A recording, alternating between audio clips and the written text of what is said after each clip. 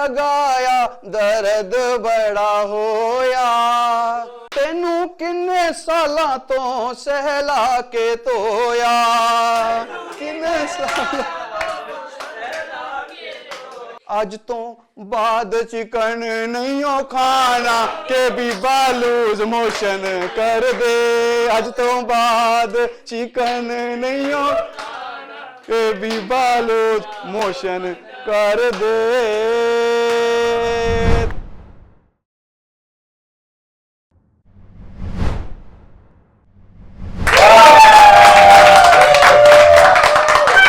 और किदा चंडीगढ़ वाले ओ मजा आ रहे ने? ओ वाह भाई वाह, वाह भाई वाह, की तालियां नाल तुसीं स्वागत किया है। कल मैं एक प्रोग्राम देख रहा सी टीवी ते वो रियलिटी टीवी शो सीगा। तो टीवी में जो है ना एंकर बोलता है please welcome the one and only Amitabh Bachchan. यार अमिताभ बच्चन के आने पे भी इतनी तालियां नहीं बजी थी जितनी आपने मेरे लिए बजाई। अभी जब पंजाब से चला हूं ना, दिल्ली से चला हूं सॉरी, तो पहले मैं मेट्रो में आया, उसके बाद स्टेशन में पहुंचे। तो मेट्रो में जैसे ही मैं एंटर हुआ तो मेरी सामने वाली सीट पे एक सज्जन बैठे थे। मैंने उनको एकदम से नीचे से देखा, फिर ऊपर से, फिर नीचे से, फिर ऊपर से, फिर वो मुझे नीचे से देखने लग गए, फिर ऊपर से, फिर नीचे से, फिर ऊपर से। मैंने कहा भाई साहब आपकी चैन खुली हुई है। उन्होंने जल्दी से अपनी चैन बंद की, कहते हैं अब आप अपनी भी बंद कर लो।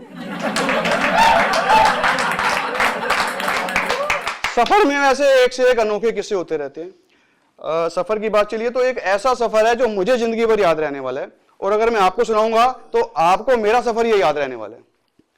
एक बार मुझे इंदौर जाना था अपने किसी काम से, तो मैंने एसी बोगी में अपनी टिकट बुक कराई ताकि सफर जो है वो आरामदायक रहे। अब मैं गाड़ी में चढ़ा हूं, अपनी सीट पे बैठा हूं, लेकिन क्या होता है कि प्रेशर तो बन ही जाता है ना। अब मैं टॉयलेट में गया हूं, जाकर देखा है वहां पे इंडियन टॉयलेट है। मैं कोई बात नहीं यार, काम तो वही करना होता है। तो मैं टॉयलेट में बैठने के लिए अपने चिटकनी लगाना चाहता था, लेकिन वहां पे चिटकनी नहीं है। वहां पे एक कुंडे पर किसी ने रस्सी टांगी हुई है। अब पता नहीं वो ऑफिशियल्स ने टांगी है या किसी आम जनरल बंदे ने टांगी है। रस्सी टांगी हुई थी, साथ में लिखा हुआ था रस्सी पकड़ के कस्सी। अब यार काम तो करना ही था, मैं वो रस्सी पकड़ के दरवाजा बंद करके बैठ गया। अब प्रोग्राम चल रहा है जी, लेकिन मन में डर यही था कि बाहर से कोई अचानक दरवाजा खींच ना दे। और हुआ भी यही, अचानक एक सज्जन आए, उन्होंने दरवाजा खींच दिया। मैंने तो अपनी तरफ दरवाजा खींचा, बंद किया। कहते ओए चिटकनी तो लगा देता। मैं क्या तेरे बाप ने चिटकनी लगाई नहीं, यहाँ पे रस्सी टांगी है। फिर वो कहता है सरदार जी जरा जल्दी कर लो। मैंने कहा ये सरदार जी कह रहा है, मतलब इसने पगड़ी देखी है। अबे कुछ और तो नहीं देख लिया।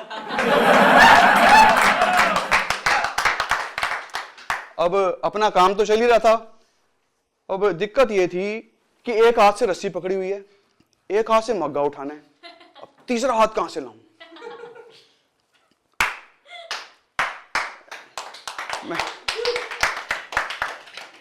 फिर मैंने अपनी इंटेलिजेंस यूज की, मैंने रस्सी को मुंह में दबा लिया। फिर यार वो ट्रेन वाले भी पता नहीं क्या करते हैं यार, वो मग्गा जो था ना आधा फुट चेन के साथ बांधा हुआ है।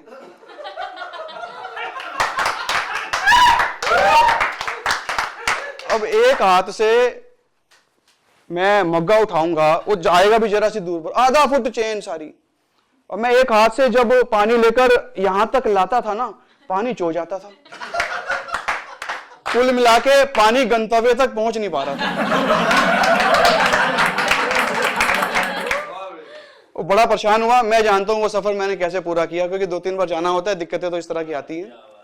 तो मैं अपने लाइफ का एक और आपको शौक बताता हूं, एक्चुअली इसको शौक ही कहेंगे, कि मैं ना हीरो बनना चाहता था। कहीं मैंने अखबार में पढ़ लिया कि ऑडिशन हीरो के लिए, मैं पहुंच गया। तो उन्होंने कहा कुछ करके दिखाओ, तो मैंने उनको करके दिखाया। यो साहिबान बेगम के दौरान पांदाना में पिकदान मैदान जुनतवान औरंगजेब टीपू सुल्तान। कहते रुक जा भाई। मैंने कहा क्या हो गया? कहते हैं फिल्म बनानी है, नौटंकी नहीं। चल भाई। एक बार यहीं पंजाब में मैं आया था, तो मुझे पहले तो खली भाई, द ग्रेट खली को सब लोग जानते होंगे। मैं उनके घर गया और उनके घर में मैंने देखा पूरे घर में हर तरफ भाई साहब एग्जॉस्ट फैन ही एग्जॉस्ट फैन लगे हुए हैं। यार पता नहीं कैसा घर है यार ये, हर तरफ एग्जॉस्ट फैन एग्जॉस्ट फैन।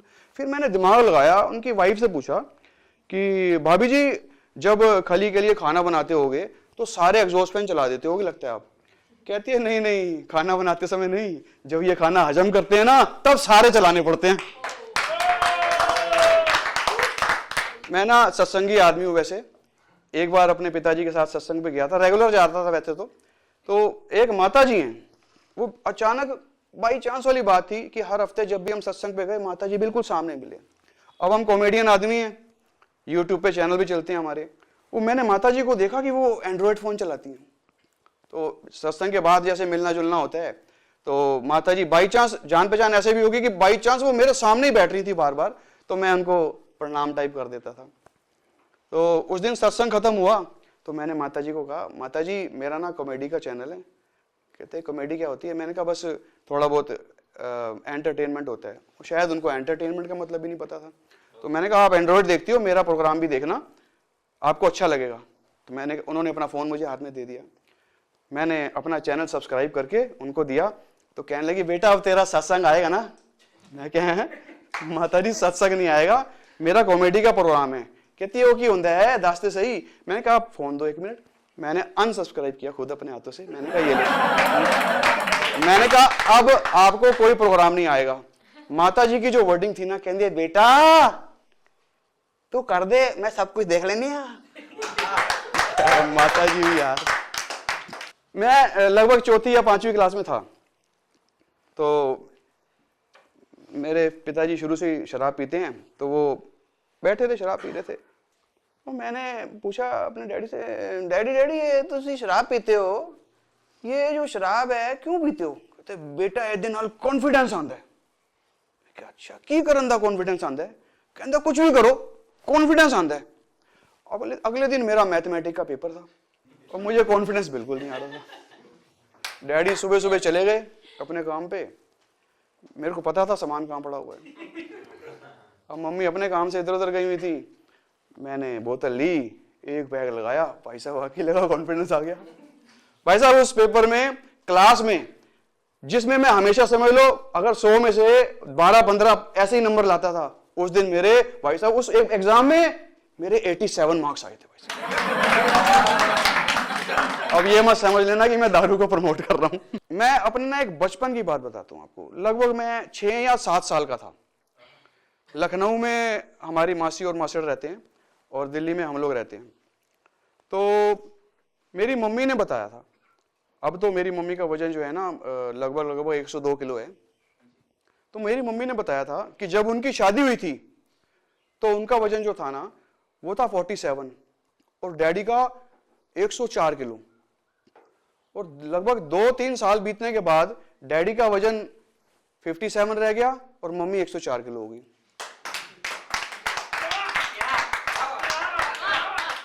और सेम जो चीज थी ना मेरे मासी और मासड़ के साथ भी थी।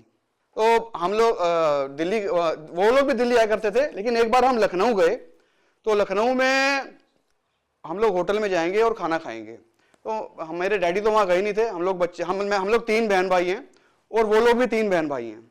तो वहाँ पर मासी जी हैं और हम लोग वहाँ पर जब होटल में जाने लगे तो पहले तो हम अपनी गाड़ी से चले गए, लेकिन वापस भी तो आना था। वापस आना था तो जो गाड़ी थी वो हमें छोड़ के वापस आ चुकी थी, तो हमने वहाँ से रिक्शा करके आना था। अब मम्मी का वजन 102 किलो, मौसी का वजन भी 102 किलो के करीब। अब उन्होंने वापस आने के लिए रिक्शा किया, रिक्शे वाला उनको देखकर कोई जाने को तैयार नहीं हो रहा था। पहले तो कहता है इतना वजन ढोएगा कौन। अब कैसे तैसे करके 2 रिक्शे वालों को सेट कर लिया कि तुम लोग चलो भाई, ऐशबाग का नाम है वहाँ का, तो ऐशबाग जाना है। तो वो कहते हैं कि ठीक है हम ले चलेंगे। तैयार हो गए दोनों। अब दोनों मेरी मम्मी और मासी कहते हैं हम तो एक ही रिक्शे पे बैठेंगे और बच्चों को अलग अलग रिक्शे में बिठाएंगे दूसरे वाले पे। तो रिक्शे वाले कहते हैं नहीं नहीं, एक लेडीज बैठ जाओ और 3 बच्चे लेके बैठ जाओ तो चल जाएगा, दोनों कैसे बैठ पाओगी। तो मेरी मम्मी कहती है नहीं नहीं, हम बहनें ना साल बाद ही मिलती हैं, हम तो अलग अलग नहीं बैठेंगी। तो रिक्शे वाले ने कहा चल यार बैठ जा, क्या फर्क पड़ रहा है। अब मैं सच बता रहा हूँ कि वो रिक्शे पे बैठ तो गई, एक बम मम्मी का रिक्शे पे था और दूसरा बम मासी का, एक एक बम दोनों का नीचे लटक रहा था। अब जैसे ही रिक्शा जरा सा चला ही था, आगे आ गया गड्ढा। रिक्शा जैसे ही मासी और मम्मी का रिक्शा गड्ढे में जरा सा गया, भाई साहब रिक्शा टेढ़ा हो गया, वो पहिया टेढ़ा हो गया, रिक्शा पलट गया, बड़े स्लो मोशन में पलटा, इसलिए दर्द नहीं हुई।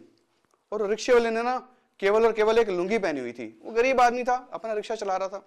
तो रिक्शे वाला कह रहा है कि बहन जी मैं आपको पहले ही कह रहा था, आप दोनों एक रिक्शे पे मत बैठो, देखो मेरा नुकसान करवा दिया आपने, अब भरो इसके पैसे। कहती है हरामी तेरा रिक्शा है, पलटाया भी तूने है, हम तो सिर्फ बैठे ही हुए थे। कहता है पता नहीं कितना खाती हैं, दिमाग नहीं है इनमें, और मेरा नुकसान कर दिया आप लोगों ने। तो मम्मी को आ गया गुस्सा, मम्मी ने रिक्शे वाले के पकड़ ली बाल, वहां पे हो गया जी सीन। और मेरी मम्मी ने मासी को पकड़, तू भी पकड़ ले, दोनों ने उसको बाल पकड़ लिया, और भाई साहब रोड पे तमाशा हो गया। हम रिक्शे पे पीछे पीछे थे, बच्चे 6 बच्चे। अब मुझे ये लगा कि मम्मी और मौसी के झगड़ा हो गया, मुझे भी कुछ तो मदद करनी चाहिए। मैं रिक्शे से उतर गया, मैंने रिक्शे वाले की लुंगी पकड़ ली, और रिक्शे वाला कहता है कि नहीं कुछ छोड़ दे लुंगी। मैंने कहा नहीं छोड़ूंगा। कहता है बाल पकड़ ले पर लुंगी छोड़ दे। अब मैंने भाई साहब गुस्से में आके लुंगी खींच दी। अब मुझे क्या पता था कि सिर्फ लुंगी पहनी है उसने। रोड पे तमाशा हो गया। अब रोड फिर कैसे तैसे आसपास के लोगों ने इकट्ठा होकर मामला सुलटाया, और जब घर पहुंचे तो मम्मी कहती है कि ये गलत किया तूने। मैंने कहा मम्मी मैंने तो कोई ऐसा नहीं किया, लेकिन मम्मी ने मेरी एक नहीं सुनी, और मार मार के मेरी बम बिस्किट कलर से एप्पल कलर की कर दी। उसी दिन रात तक डैडी ने पहुंचना था। मम्मी ने डैडी को बताया कि इसने ऐसी ऐसी बदतमीजी कर दी है रोड पे, और सच बता रहा हूं डैडी ने मार मार के लाल से ब्राउन कलर कर दिया। मैं ना सिंगिंग का बहुत शौकीन हूं, और मेरा भाई मुझसे भी ज्यादा, तो उसको तो इतना ज्यादा मतलब सुरूर है गानों का। कोई गाना अगर वो पकड़ लेता है ना, तो सारा दिन कई दिनों तक वही गाना गुनगुनाता रहता है, और कई बार तो कई बातें वर्डिंग में बना के, राइमिंग में बना के उसी गाने के लोगों के साथ बात करता है। तो एक बार क्या हुआ, रात को हम दोनों भाई बैठे हुए थे, तो हम दोनों चिकन खा रहे थे। चिकन में मसाला बहुत था, हद से ज्यादा मसाला, लेकिन जब मसालेदार चीज खाते हैं ना तो मजा बहुत आता है। और रात को मजा आ रहा था, पता था सुबह सजा मिलने वाली है, और सजा भी ऐसी मिलती है कई बार कि सुझा देता है भाई साहब, कितना जोर लगाना पड़ता है। हम चिकन तो खा लिया। सुबह मेरा भाई ना मुझसे आधा घंटा पहले उठ गया, और वो टॉयलेट में चला गया। और जब मैं उठाऊं, मैं डोर नॉक कर रहा हूं टॉयलेट का कि भाई निकल जा। कहता है भाई अभी तो टाइम लगेगा। मैं कहा तू तो यार आधे पौने घंटे पहले उठा हुआ है मुझसे, निकल जाओ। कहता है नहीं भाई 2 मिनट रुक जा। मैं कहा ठीक है कर ले प्रोग्राम अपना भाई। तो थोड़ी देर और हुई, मैंने फिर डोर नॉक किया। मैंने कहा भाई आजा मेरी भी टाइट हो रही है। कहता है यार 2 मिनट और। मैं कहा यार ये तो बात गलत है। कहता है तो ठीक है मैं बात करता हूं फिर आता हूं। मैंने कहा किससे बात करेगा? कह रहा पोटी और बम से बात करूंगा। मैंने कहा कर ले भाई बात।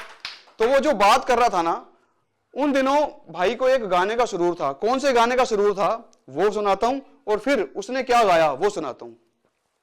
आपकी हेल्प भी चाहिए होगी, और मैं चाहूंगा कि एक लाइन बोलूं तो आप भी उसको रैमिंग दें। जे तू अखियां दे सामने नहीं रहना ते बीबा साडा दिल मोड़ दे। जे तू अखियां दे सामने नहीं रहना ते बीबा साडा दिल मोड़ दे। जे तू अखियां दे सामने नहीं रहना ते बीबा साडा दिल मोड़ दे। जे तू अखियां दे ये बीबा साडा दिल मोड़ दे। कर बैठी सजना परोसा तेरे प्यार ते।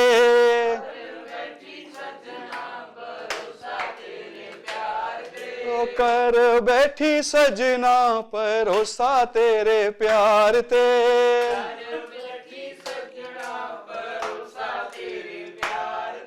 रोल बैठी दिल वे मैं तेरे एतबार ते।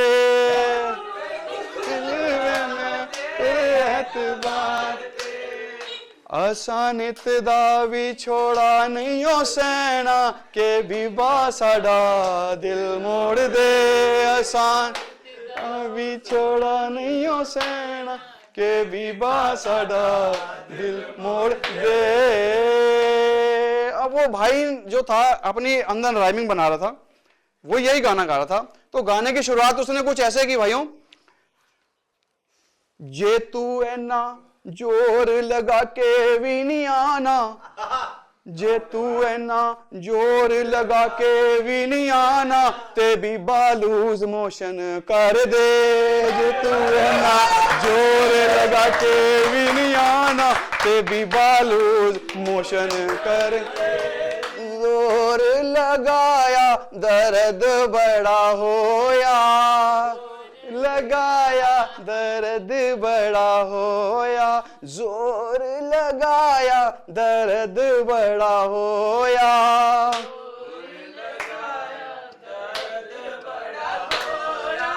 तेनू किन्ने सालां तो सहला के धोया, किन्ने सालां ओ तेनू किन्ने सालां तो सहला के धोया। अब वो अपनी बम से ना एक प्रॉमिस कर रहा है। क्या प्रॉमिस कर रहा है पता है?